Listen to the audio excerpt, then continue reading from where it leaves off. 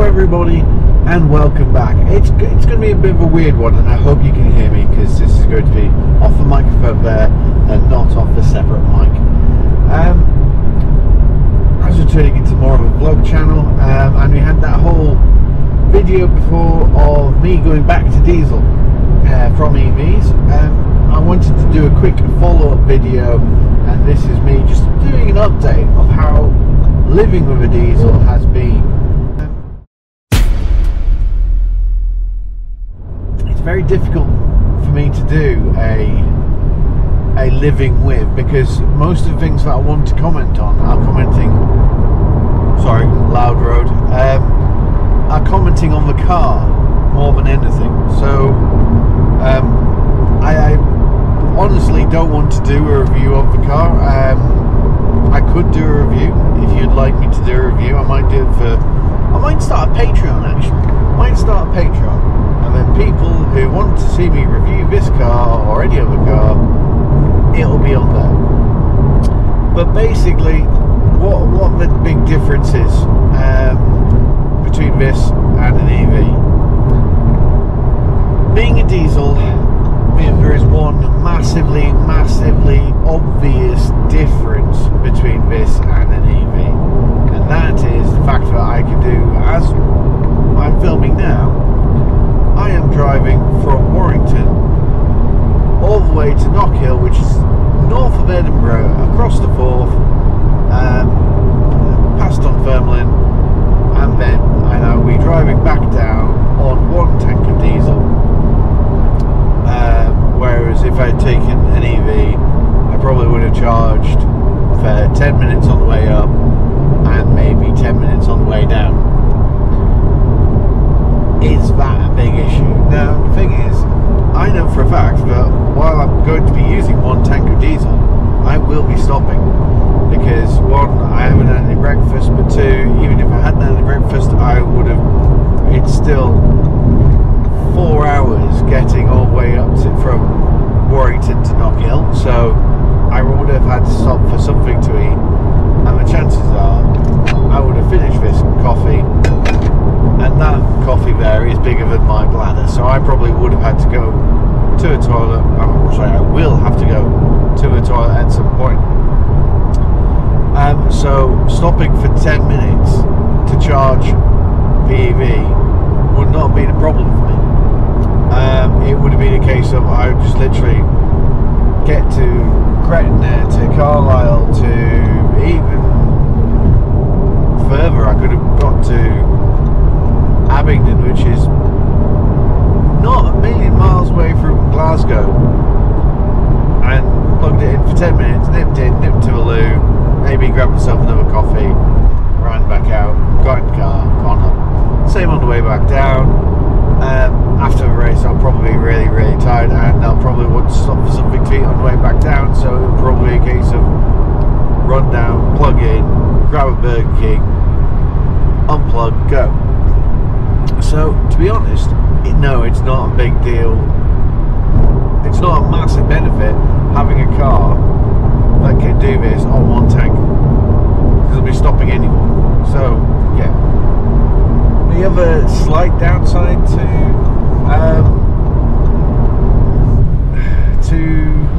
the diesel is the cost. Now, yes, the price of diesel, while I've had this car for the nearly 5 months I've had this car, the price of diesel has dropped dramatically. It was around £1.50 when I got it per litre. It's now in the 130s, which is quite a substantial change. At the same time, the price of electric has actually gone up. But that said, if I did have an electric car, sorry, I'm not paying full attention to you, I'm driving, so I'm looking around in my mirrors to make sure that I'm driving safely. Yeah, the price of electric has gone up. For me, being able to charge at home and having subscriptions to Ionity and Fastned, it would actually be cheaper for me to have an EV. And to be honest, my new EV is on its way, and I probably will be able to collect it soon, so I'm really looking forward to that. So yes, I will be going back to EV, so there probably will be another video on that as well. What else for diesel? Living with a diesel has been, my hand does stink of diesel when I fill up. That's more down to other people using diesel and dripping diesel down the handle of the hose. Can't really get away with that. One of the people in the comments did say, well, why don't you wear a glove? I could. That's a very good point. I could use one of the disposable gloves which are there, and it's not for a environmental reason that I don't want to wear a glove, because well, the glove's made. It's not the fact that I'm stopping waste or anything like that I don't want to wear a glove. It's the fact that the point is I don't have to wear a glove if I'm charging an electric car. I pick up a plug it in, job done. Don't need to wear a glove there. Why should I have to wear a glove when I refuel this? Apart from the fact that my hand stinks, and every time I put coffee to my face, all I smell is diesel. This car is not as quiet as an electric. Shock. Surprise. International surprise face. This is not as quiet as an electric car. Is it a very quiet, very refined car? Yes. Yes it is. Except for the fact that I drive on British roads. And as you'll have noticed from this video, occasionally you go across a section of tarmac, or if you're going around the M25, section of concrete, and the Hankook tyres on this car are a bit loud. Sorry, that breaks into a little bit of a review. It's not a review of the car, it's a review of the tyres, but the Hankooks on this car are insanely loud. Apart from that, this car, for diesel life, how can I put it? Do you know what I want to say? Do you know why? Right, get myself comfortable, because I'm going to make a very, very controversial statement, okay? You ready? Are you braced for this? The difference between a diesel life, living with a diesel, and living with an EV is so minuscule that day to day, using commute, just getting in, switching it on, go, stop, get out, go to work, go to a shop, go to the gym, go racing, go wherever you're using the car to get to, get back in, put it in drive, off you go. When you're using a car as white goods, which 99.9999999% of people do, as non-player characters in everybody else's life, when you use a car as white goods, living with a diesel is no better, no easier than an EV. Except for charging. I have to take the differences are small. So if you're worried that an electric car will completely change your life and it'll be completely upsetting, it'll throw you off balance, your feng shui will be up the wall, it won't. You'll get it. You'll figure out your local charger that you like that's cheap, or you'll get a charger at home. You'll start, if you do get one at home, you'll start to enjoy the fact that you can charge at home overnight. You can just plug it in, and then when you wake up in the morning, it's good to go. You don't have to take a 5-10 minute detour off to a petrol station to fill up. Because that's the other thing is, electric cars take forever to charge. Yes, they can do. If you plug it into a 3-pin socket, and you got something like my old Enyaq, that would have took 20 something hours to charge on a 3-pin plug. But then again, that'd be like trying to fill this diesel car through a drinking straw. It would take forever. So yeah, changing between a diesel and a EV on a day-to-day basis, there is very little disturbance, there is very little change.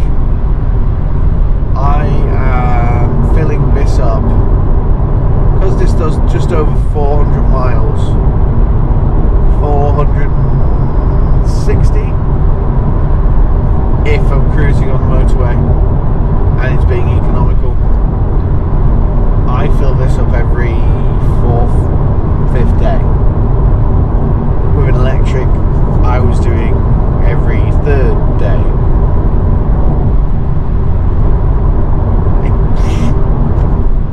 It's not really a big difference. It really isn't. And I do, on average, I do 80 to 110 miles a day. So you got to remember the fact that the average person, I know this is difficult, I know this is, some people are going to start like say, oh, statistics don't prove anything, but the average person in the UK drives 142 miles a week.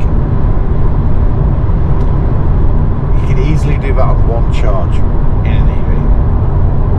If you had this car, you'd be doing 3 weeks between fill-ups. That's if people fill up. Not that's another thing. That's a whole thing which goes off into the weeds. Most people I know, I'm weird. I fill my car up to the brim because I use so much fuel, and that's the other thing which I do have a little bit of hippie environmentalist guilt about the fact that I use so much diesel in this car. I fill it from tank to tank to tank, full, all the time. Most people I know who drive a diesel, a petrol, will throw a £5 in, will throw £10, will throw maybe £20. If it's payday and they're at the petrol station, they might put a full tank in there. So yes,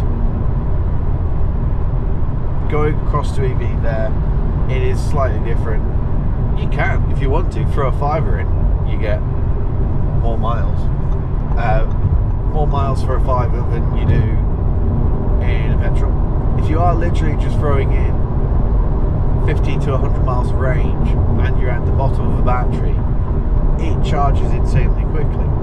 So the whole difference of, oh, I've just got to go and stop, by the time you whipped out your credit card, blipped it, thrown in a £5's worth of petrol, a £5's worth of diesel, put the hose back, compared to going to a Ionity, a Fastned, while the chargers are cheap and quick. Whatever charger that you come to, or using Bonnet, and you just do the same, and you literally just throw in 100 miles of range. It's relative. It's almost comparatively as quick if it's down at the bottom of the battery. If you're trying to top up from 90 to 100%, yes, it's going to be slow. But yeah. Anyway, rant over. This is me going back to diesels. Have I enjoyed it? Not really. It's been a car. It's a very nice car. But it is an car. It does the mileage. It's cost me, I'd probably say at least a third to 50% more than, no, to be honest, even with expensive electric at the moment, it would be about 7 or 8 pence, maybe 9 pence a mile if I use some Publix every now and again, whereas this is close to 14, 15. So yeah, it is noticeably more expensive, and it has thrown my monthly budget off a bit, but it is just a car. Electric vehicles are not for everybody. I will put my hands up and say they are not for everybody. There are use cases out there where diesel, petrol is the way for you. Live your life, use whatever fuel you want to use. I'm using 40 odd litres of diesel to go and race a petrol car, where I'm going to be using God knows how many litres of petrol, pointlessly going round and round in circles for no gain whatsoever. So I can't tell anybody to go, you must use electric. If I was going to recommend a new car now, would I recommend an electric car? Yes. To pretty much every single person who asks me, I will recommend an electric car. Yes, they're more expensive. Sticker price, yes, they are more expensive. This whole thing which is in the comments about batteries. Battery degradation is not an issue. Please do not think of it as an issue. It's as much of an issue as engine and gearbox reliability in a petrol or diesel car. When you go and buy a Range Rover Evoque, when you go and buy a Mercedes E-Class, you don't think, well, in 190,000 miles, I'm gonna have to replace the EGR, or I'm gonna have to, after 120, I'm gonna have to replace the DPF. You just don't think about that. And to be honest, yes, in that mileage or more, you will have to replace expensive items on a petrol or diesel car. You will not have to replace the battery. I'm going to state this confidently. I doubt you will have to replace the battery on an electric car if you buy it. It will outlast the car.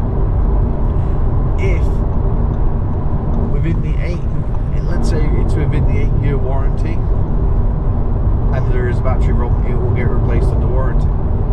If you're outside the warranty, the thing is you probably will not have to replace the battery. There is an increasingly quickly growing cottage market, cottage industry for battery repairs, where most of these companies will replace modules in the battery for it may be £1,500, it may be £3,000. But if you think of a comparatively aged petrol or diesel car, if you took a Renault Capture that's, I don't know, 3 or 4 years old, and the engine blew up and took out the gearbox at the same time, don't say it doesn't happen.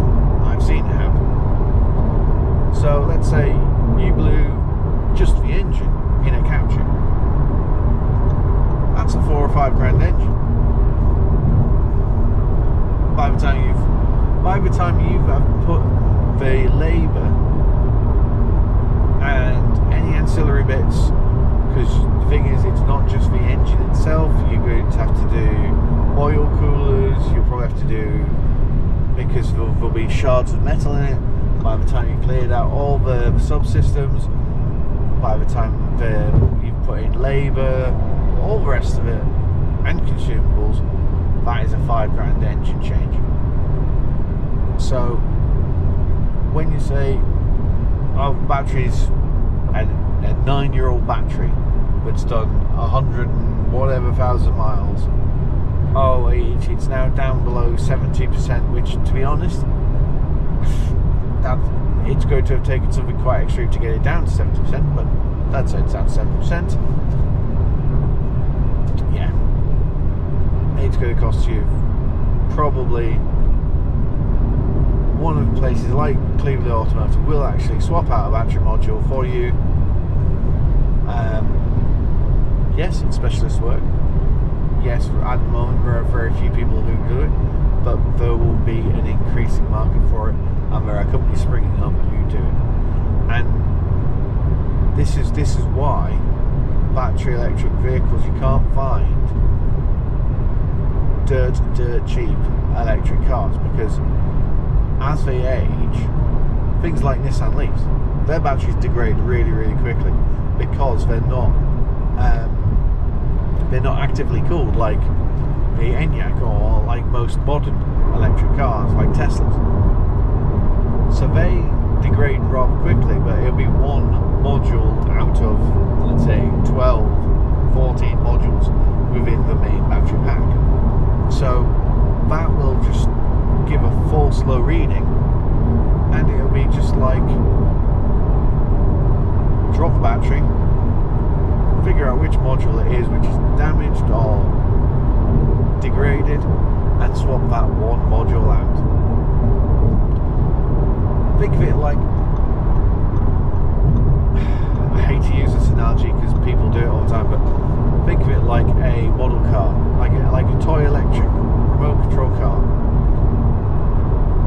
and you've got 8 rechargeable AA batteries in the bottom, and one of those batteries goes pop, and it's just not that great. You'd swap that one battery, you wouldn't go out and buy 8 brand new batteries. And as much as I hate using the analogy of RC cars, because there is a lot of grey areas where radio control cars are very similar to EVs, but there's also a lot of very big differences where they are not. Anyway, I feel like I've got that rant out of the way. If you have been, thank you for watching.